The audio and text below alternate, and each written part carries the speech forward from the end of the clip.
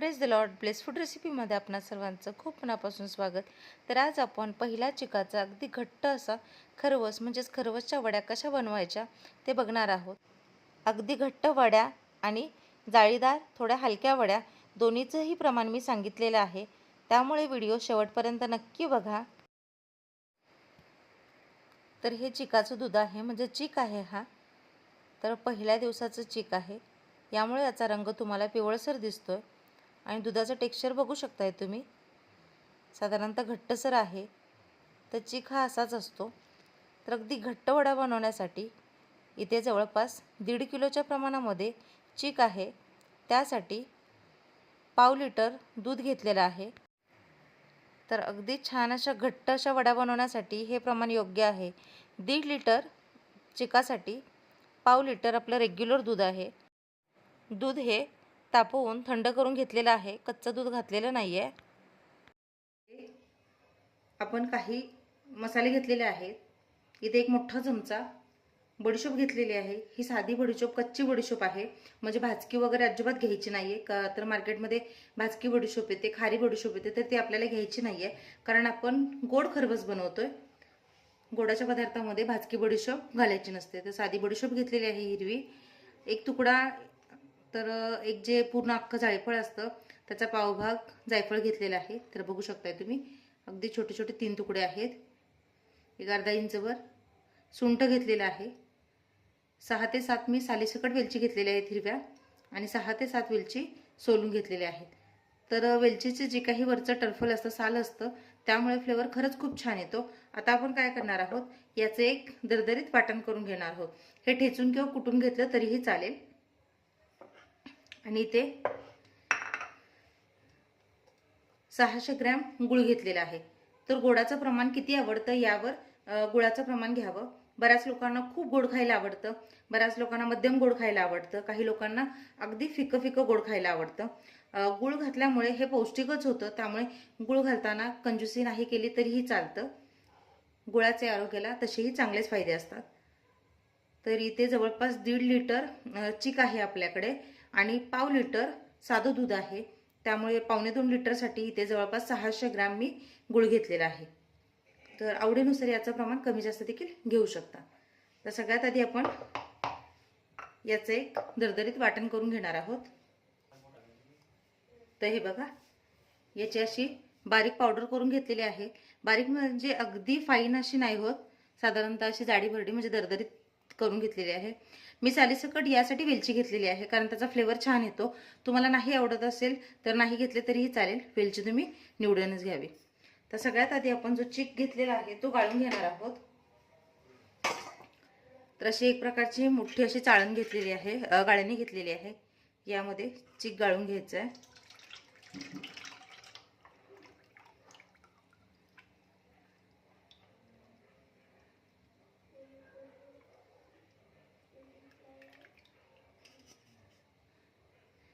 तर अगदी पहिल्या दिवसाचं चीक आहे, त्यामुळे तुम्ही याचं टेक्स्चर बघू शकताय.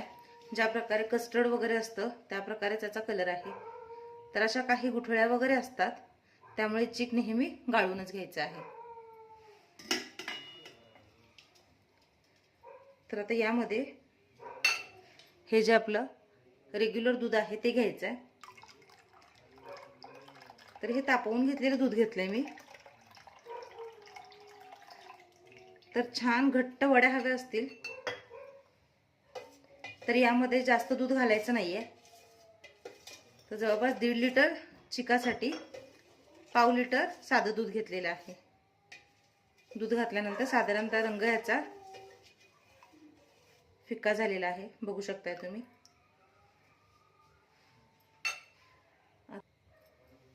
तर आता या भांड्यामध्ये अगदी काटोकाट दूध आणि चीक भरलेला आहे, यामुळे गुळ मिक्स करणं शक्य होणार नाही. तर आता मी काय करणार आहे, तो 2 कुकरची भांडी घेतलेली आहेत. आता यातच आपण चीक शिजवून घेणार आहोत, म्हणजे खरवस बनवून घेणार आहोत. यामध्ये मी 2 पार्टमध्ये डिवायडेशन करते.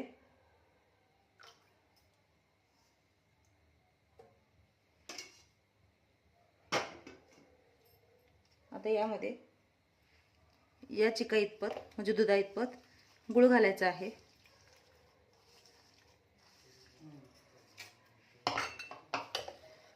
गुळ चांगला मिक्स करून घ्यायचा आहे.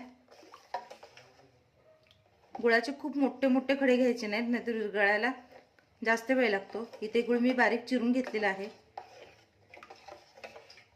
चीक, दूध आणि गुळ छान एकत्र करून घ्यायचं.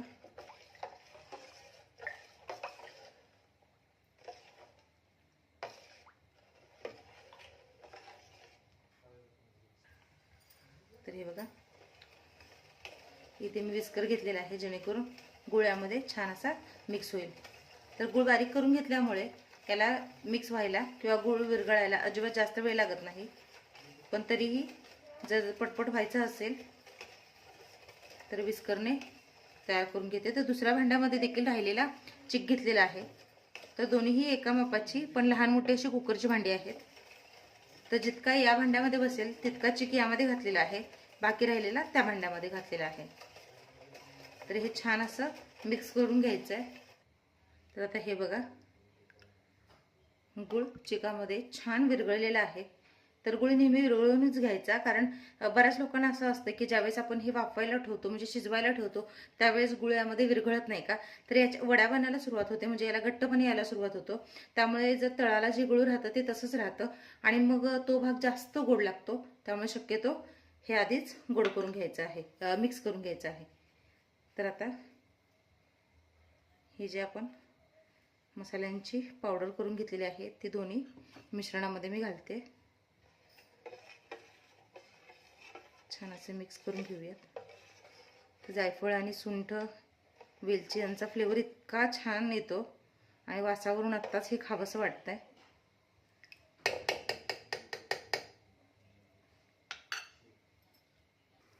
तर हे बघा, कुकरमध्ये तळाशी पाणी घातलेलं आहे. ज्यावेळेस आपण डाळ वगैरे उकडून घेण्यासाठी पाणी घालतो तसं पाणी घातलेलं आहे.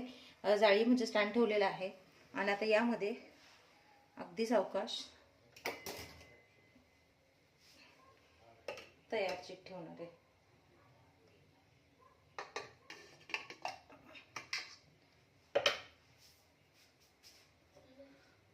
तर कुकरमध्ये वाफवायचं नसेल तर काय करायचं, तर मी दुसऱ्या साईडला इथे तुम्ही बघू शकताय एक पसरट भांडं ठेवलेलं आहे आणि यामध्ये एक छोटीशी प्लेट ठेवलेली आहे. यामध्ये दुसरं मिश्रण ठेवणार आहे. तर हे बघा, या पद्धतीने इथे असं भांडं ठेवलेलं आहे. या पद्धतीने ते कुकर ठेवलेलं आहे. आता हे जे कुकरचं झाकण आहे त्याच्या आतली जी आतला जो रबर असतो म्हणजे रिंगी काढलेली आहे आणि याचा झाकण लावायचं आहे आणि कुकरची शिट्टी देखील. तर हे बघा, आता दुसऱ्या बाजूला टोपामध्ये म्हणजेच पातेल्यामध्ये पाणी ठेवलेलं आहे. तळाशी प्लेट ठेवलेली आहे आणि याच्यावर झाकण लावून द्यायचं आहे. 10 ते 15 मिनिटे मध्यम आचेवर खरवस छान वाफवून घ्यायचं आहे, शिजवून घ्यायचं आहे. खरवस बनण्यासाठी अजिबात जास्तीचा वेळ लागत नाही, त्यामुळे ते मध्यम आचेवर 10 ते 15 मिनिटं शिजवून घेणार आहे. तर मोजून आता 15 मिनिटे झालेली आहेत आणि हे बघा, खरवस छान सेट झालाय असं तरी दिसतंय. आता आपण एक सुरी घेणार आहोत. सुरी घालून बघायचं. तर हे बघा, अगदी क्लिअर सुरी बाहेर येते आणि खरवस छान घट्ट झालेला आहे. गॅस मी बंद करते. तर कुकरमध्ये तर झाला, तर भांड्यामधलं देखील बघूयात. तर हे बघा, हे देखील छान असं सेट झालेलं आहे आणि खरवस असा घट्ट झालेला आहे. हे बघा.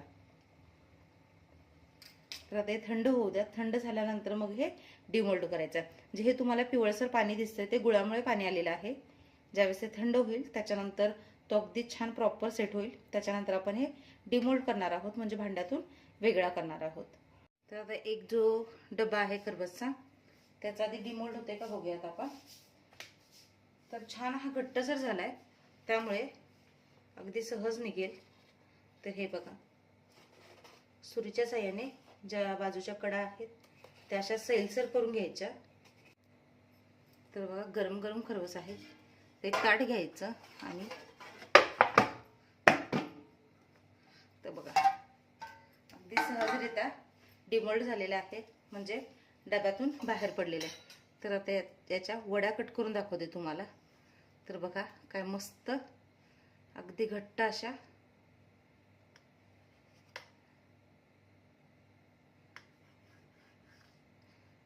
गरमागरम हे बघा, अगदी मस्त अशी वडी तयार झालेली आहे.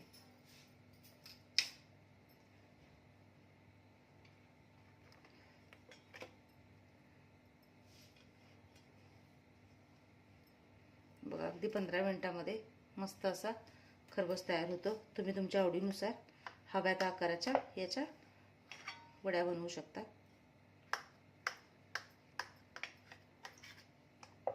तर सांगितलेल्या प्रमाणामध्ये दुधाचा वापर करून मस्त घट्टसर वड्या तयार झालेल्या आहेत.